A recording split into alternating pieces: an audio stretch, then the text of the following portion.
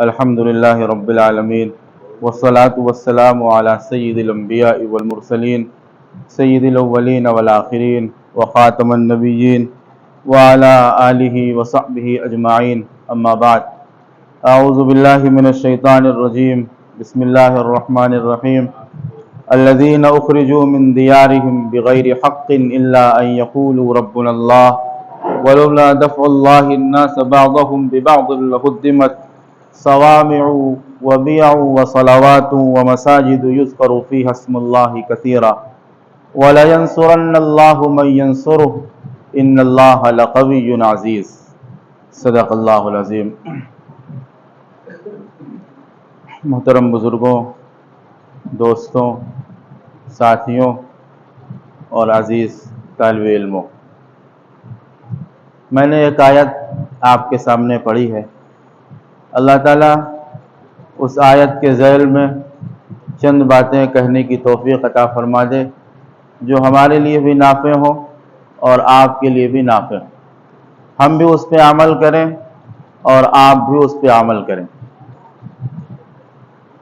آیت میں ان لوگوں کا تذکرہ کیا گیا کہ جن کو صرف اس بنیاد پر ستایا جاتا ہے، جن کو صرف اس بنیاد پر گھر سے بے گھر کیا جاتا ہے، جو یہ کہتے ہیں کہ میرا رب اللہ۔ حضور اکرم صلی اللہ علیہ وسلم کے زمانے میں آپ کے نبوت کے اعلان کے بعد جن لوگوں نے آپ کا کلمہ پڑھا، ایمان لائے اور آپ کے اطاعت گزار بن گئے، ان کے دل میں ایمان بیٹھ گیا۔ ایمان کا بیٹھنا، کلمے کا پڑھ لینا، گویا مصیبت اپنے اوپر مول لے لینا۔ اگر اس زمانے میں کوئی کلمہ پڑھ رہا ہے، کوئی رسول کی بات مان رہا ہے، تو اس کو یقین ہے کہ اب میرے ساتھ جو کچھ کیا جائے گا وہ دنیا دیکھے گی۔ یا اللہ، اگر کوئی اللہ کو ایک مان لے، رسول کو اپنا پیغمبر مان لے اور اللہ کی عبادت کے لیے کمر بستہ ہو جائے تو اس پہ ایسا ظلم کیا جائے گا؟ یہ کہاں کا طریقہ تھا؟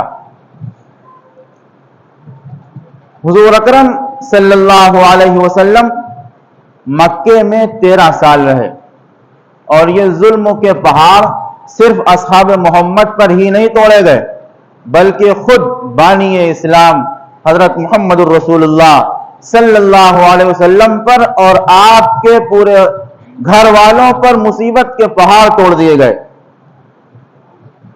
ایک مرتبہ آپ نماز پڑھ رہے تھے، نماز کی حالت میں، سجدے کی حالت میں دشمنوں نے آپ کے اوپر اونٹ کی اوجڑی لا کے ڈال دی، گندگی لا کے ڈال دی۔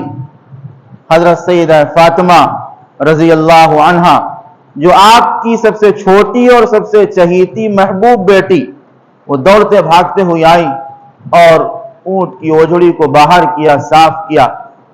آپ صلی اللہ علیہ وسلم نے سلام پھیرا اور دیکھا کہ میری یہ محبوب بیٹی، اس کے ہاتھ میں گندگی اور نجاست لگی ہوئی ہے، رو رہی ہے۔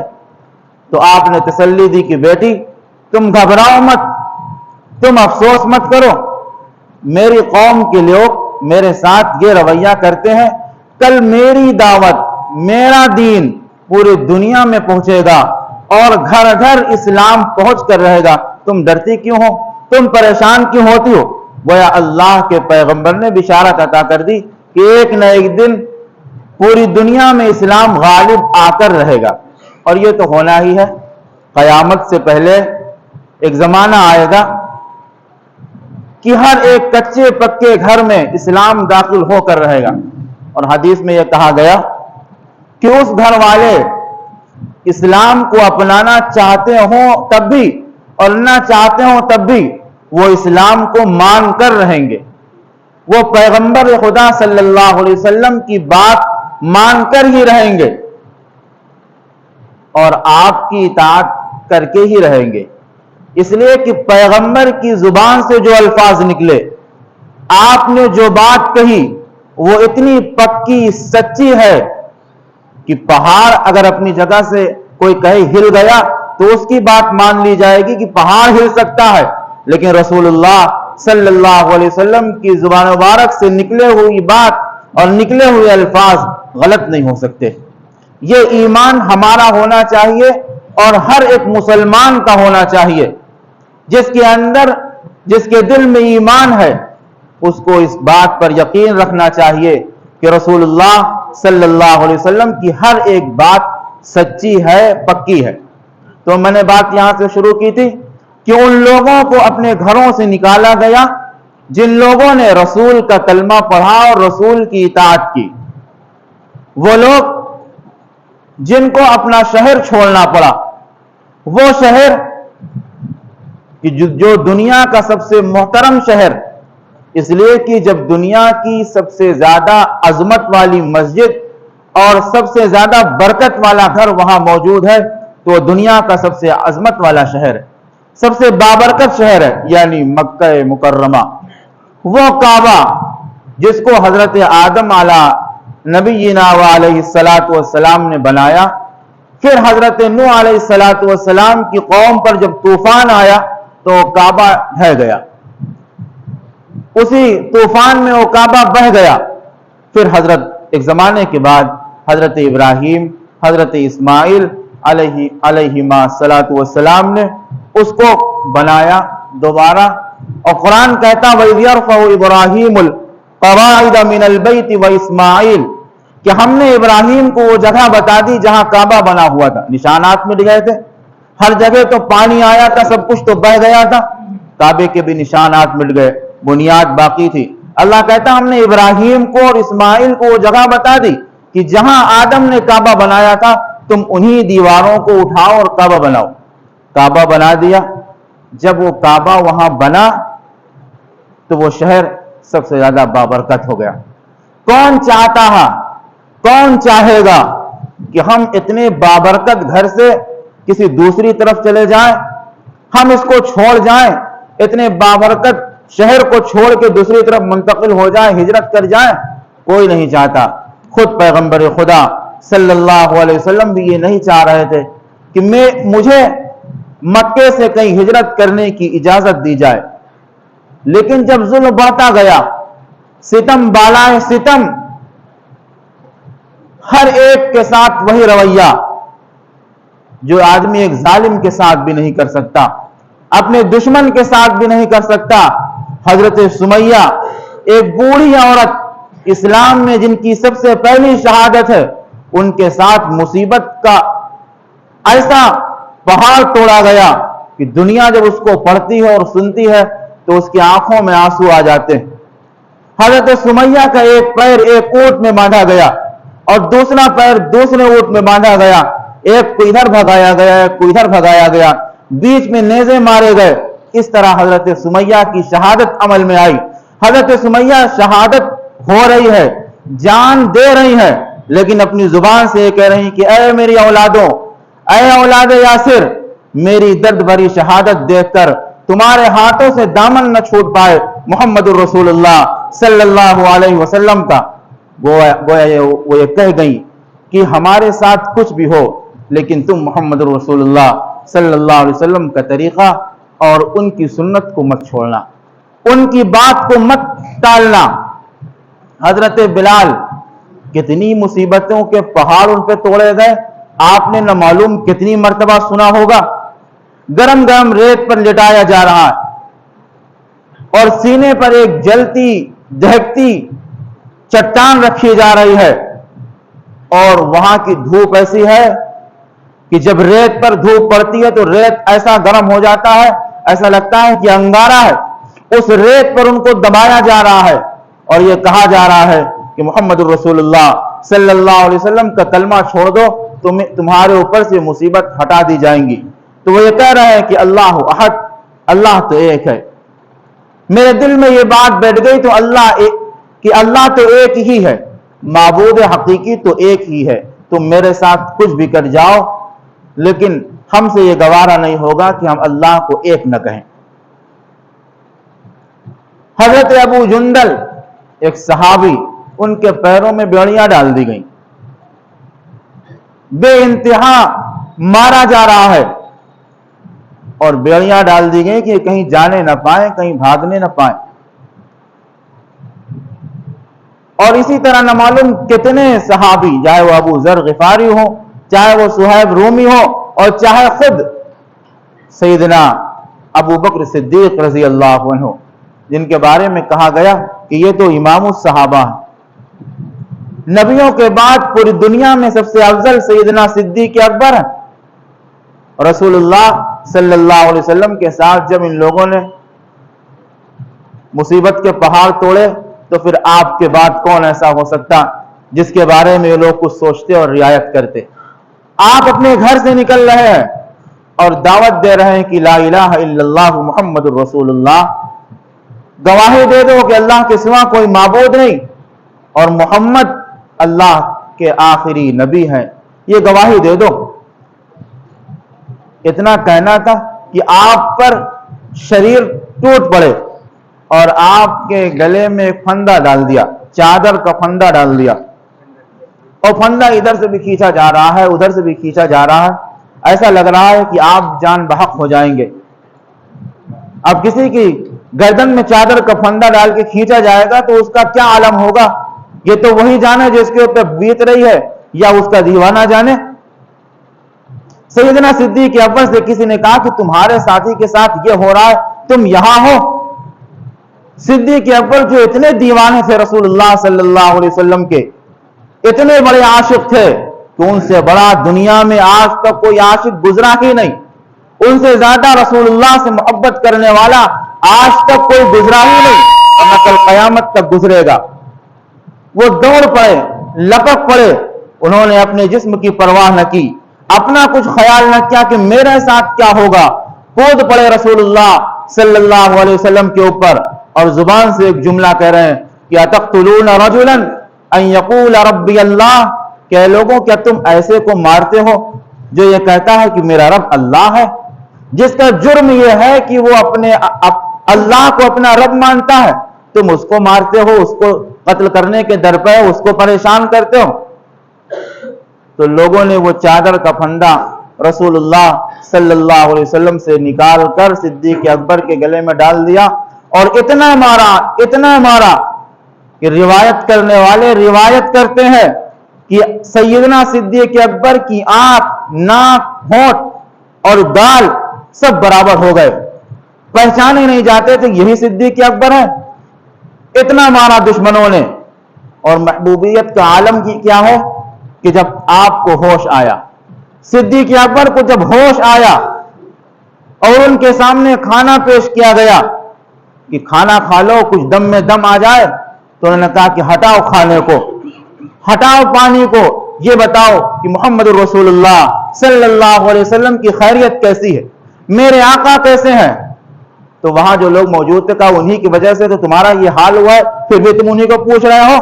فرمایا کہ ایک مرتبہ نہیں، 100 مرتبہ میرے ساتھ یہ کیا جائے، 100 مرتبہ میں ان پہ قربان ہو جاؤں، تب بھی میں انہی کی خیریت معلوم کروں گا اور تب بھی میں انہی سے محبت کروں گا اور انہی کا مجھے خیال ہے۔ چنانچہ کچھ نہیں کھایا، کچھ نہیں پیا جب تک رسول اللہ صلی اللہ علیہ وسلم کو دیکھ نہیں لیا، جب تک آپ کی زیارت نہ کر لی۔ تو یہ صدیق اکبر ان کے اوپر مصیبتوں کے پہاڑ کم نہیں توڑے گئے۔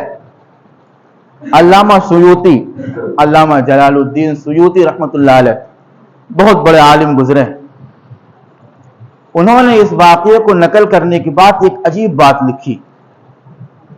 قرآن مجید کی ایک آیت ہے کہ وَقَالَ رَجُلٌ مُؤْمِنٌ مِّنْ آلِ فِرْعَوْنَ يَكْتُمُ ایمانہ، کہ اصحاب موسیٰ میں سے جو آل فرعون میں سے تھا، وہ فرعون کے پاس رہتا تھا، موسیٰ پر ایمان لے آیا، اور فرعون کی دربار میں جو سازشیں حضرت موسیٰ کے خلاف ہوتی وہ خاموشی سے حضرت موسیٰ کو بتا دیتا کہ اب تمہارے ساتھ یہ ہونے والا۔ اس کے بارے میں قرآن کہتا ہے کہ یکتم ایمانہ، وہ اپنے ایمان کو چھپائے ہوئے تھا، اس نے اپنے ایمان کو کسی پہ ظاہر نہیں کیا۔ کیوں؟ اگر وہ ظاہر کر دیتا تو اس کے ساتھ بھی مصیبتوں کے پہاڑ توڑے جاتے، اس کو بھی پریشان کیا جاتا، اور قریب تھا کہ اس کو بھی قتل کر دیا جاتا. وہ اصحاب موسیٰ میں سے ہے, وہ اپنے ایمان کو چھپائے ہوا تھا. تو علامہ سیوطی فرماتے ہیں کہ یہ تو قرآن مجید میں اصحاب موسیٰ کا واقعہ نقل ہوا ہے, جس کے بارے میں قرآن کہتا ہے کہ وہ اپنے ایمان کو چھپائے ہوا تھا. وہ فرماتے اگر یہ اصحاب محمد کے لیے اور سیدنا صدیق اکبر کے لیے یہ واقعہ نقل ہوتا قرآن مجید میں, تو قرآن کا انداز یہ ہوتا کہ وقال رجل مؤمن من اصحاب رسول اللہ صلی اللہ علیہ وسلم یعلن ایمانہ, کہ اصحاب محمد میں ایک صحابی, یعنی اصحاب محمد کا ایک صحابی تھا کہ جو اپنے ایمان کا اعلان کر رہا تھا. یہاں سے فرق معلوم ہوتا ہے اصحاب محمد میں اور اصحاب موسیٰ میں. وہ تکلیف کی وجہ سے اپنے ایمان کو چھپائے ہوئے ہے, وہ اصحاب موسیٰ میں سے ہے. اور یہاں اپنی تکلیف کی پرواہ کیے بغیر, مصیبتوں کو سوچے بغیر اپنے ایمان کا اعلان کر رہے ہیں اور اپنے ایمان کو ظاہر کر رہے ہیں, اور یہ بتا رہے ہیں کہ ہم ایمان والے ہیں. ہمارا عقیدہ یہ ہے کہ اللہ ایک ہے, معبود ایک ہے, عبادت کے لائق ایک کی ذات ہے. ہمارا یہ عقیدہ ہے, ہمارا یہ ایمان ہے. تم سے جو بن پڑتی ہو وہ کر گزرو, تم جو چاہتے ہو کر گزرو. ایک دو دن نہیں, یہ مصیبتوں کے پہاڑ سال دو سال نہیں توڑے گئے, بلکہ 13 سال مسلسل یہی رویہ کفار و مشرکین کا محمد اور اصحاب محمد صلی اللہ علیہ وسلم کے ساتھ رہا. 13 سال کی ایک لمبی مدت گزرنے کے بعد اب اللہ نے اجازت عطا فرمائی محمد صلی اللہ علیہ وسلم کو ہجرت کی کہ آپ مکے کو چھوڑ کر مدینے آ جائیے. میں نے بتایا کہ مدینہ دنیا کا سب سے زیادہ, مکہ دنیا کا سب سے زیادہ محترم شہر, اس کو چھوڑ کر آپ کیسے یہاں جاتے. لیکن جب اللہ کا حکم آ گیا جب اللہ کا حکم آ گیا تو اس کے سامنے اب نبی کی بھی نہیں چلے گی, اب تو ماننا ہی پڑے گا. اللہ نے ہجرت کی اجازت عطا فرمائی تو اصحاب محمد اور خود محمد رسول اللہ صلی اللہ علیہ وسلم مکے سے نکلے.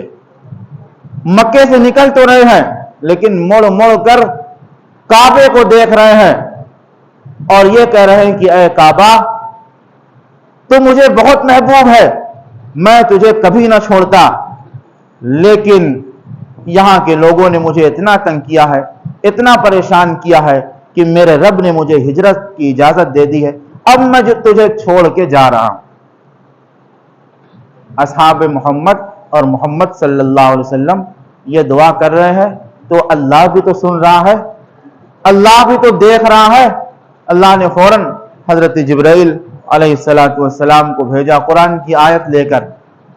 حضرت جبرائیل آ گئے اور فوراً اعلان سنا دیا, اللہ کا پیغام سنا دیا کہ ان الذی فرض علیک القرآن لرادک الی معاد, کہ اے پیغمبر جس نے آپ کے اوپر قرآن نازل کیا ہے, جس نے آپ کے اوپر قرآن اتارا ہے, وہ پیغمبر ایک دن آپ کو مکے کی طرف پھر لوٹا دے گا.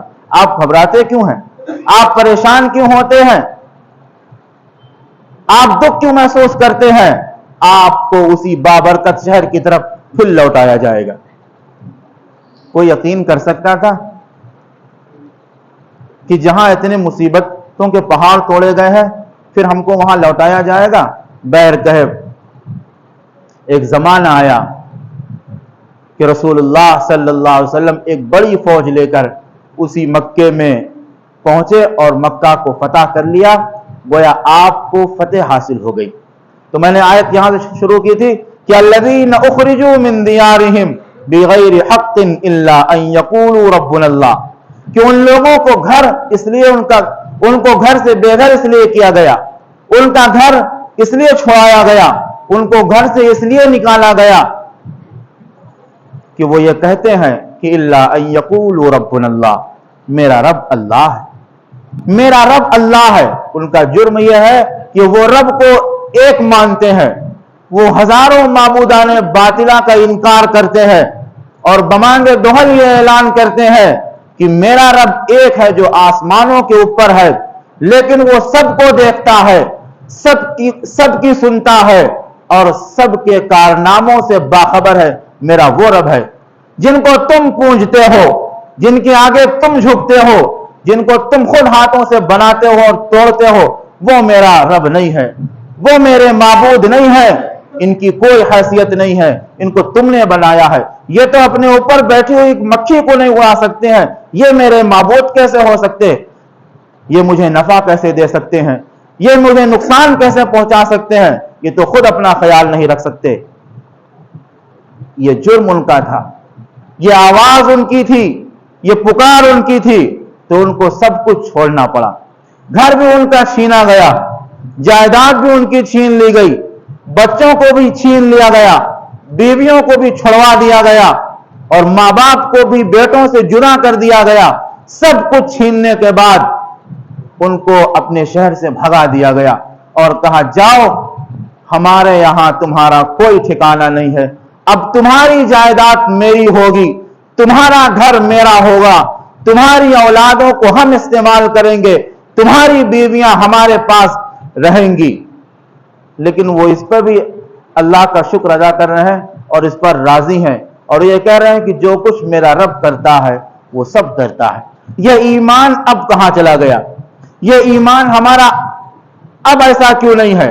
ہم کیوں نہیں اپنے رب کی ہر خواہش پر راضی رہتے ہیں؟ ہم کیوں نہیں اپنے رب کی مرضی پر راضی رہتے ہیں؟ ہمارا ایمان اتنا کمزور کیوں ہے؟ ہم یہ کیوں نہیں کہتے کہ جو کچھ میرے ساتھ ہو رہا ہے اس پر ہم راضی ہیں، میرا رب جو کچھ چاہے گا، جو کچھ چاہے گا ہم اس کو بخوشی قبول کریں گے؟ یہ ہمارا ایمان کیوں نہیں ہے؟ تو جو کچھ مصیبتوں کے پہاڑ ہمارے اوپر توڑے گئے ایک زمانہ پہلے، یا آپ آج توڑے جا رہے ہیں، اور قیامت کے دن جو مصیبتیں ہمیں حاصل ہوں گی، تو یہ صرف اس بنیاد پر کہ ہم اپنے رب کو ایک مانتے ہیں، ہم اپنے رب کو ایک مانتے ہیں، اپنے معبود کو ایک سمجھتے ہیں اور زبان حال سے یہ کہتے ہیں ان یقولوا ربنا اللہ، کہ ہمارا رب ایک ہے، ہمارا پروردگار ایک ہے، سب کچھ ہمیں برداشت ہے لیکن ایمان کا سودا ہمیں برداشت نہیں۔ ہماری جان تم لے لو، جان سے زیادہ تو کوئی چیز محبوب ہوتی ہی نہیں، جان تم لے لو لیکن ہم اپنا ایمان تمہیں نہیں دیں گے، ہم اپنے ایمان کا سودا تم سے نہیں کریں گے۔ آج آپ نے دیکھا ایک مہینے سے قریب جو کچھ فلسطین میں ہوا، اس میں کیا ہوا؟ انہوں نے کسی کے گھر میں ڈاکہ ڈالا؟ انہوں نے کسی کا گھر لوٹا تھا؟ نہیں، وہ یہ کہہ رہے ہیں کہ میرا رب اللہ ہے، وہ یہ کہہ رہے ہیں کہ ہمارا معبود ایک ہے، ہم اسی کی عبادت کریں گے۔ تو دشمن کیا کہہ رہا ہے کہ تمہیں ہم یہاں سے نکالیں گے، تمہیں ماریں گے۔ ہزاروں بچوں کو اس نے شہید کر دیا، ہزاروں ماں کو اس نے قبر میں سلا دیا، ہزاروں نوجوانوں کو اس نے موت کے گھاٹ اتار دیا۔ کس نے؟ دشمنوں نے۔ لیکن اس کے باوجود بھی وہ ہمت کے جیالے، وہ اللہ کو ایک ماننے والے پیچھے نہیں ہٹے۔ اب نتیجہ یہ آیا کہ وہ جو اسرائیل کا سب سے بڑا کمانڈر تھا اس کو قید کر لیا فلسطینیوں نے، اور ہم یہ چاہتے ہیں کہ انشاءاللہ انہیں فتح حاصل ہوگی، کیونکہ اللہ کہہ رہا ہے وَلَيَنْصُرَنَّ اللَّهُ مَن يَنْصُرُهُ إِنَّ اللَّهَ لَقَوِيٌّ عَزِيزٌ۔ جو میرے دین کی مدد کرے گا ہم ضرور بھی ضرور اس کی مدد کریں گے۔ اللہ زبردست ہے، طاقت والا ہے۔ اللہ رب العزت والجلال ہم سب کو سمجھنے کی توفیق عطا فرمائے اور عمل کرنے کی توفیق عطا فرمائے۔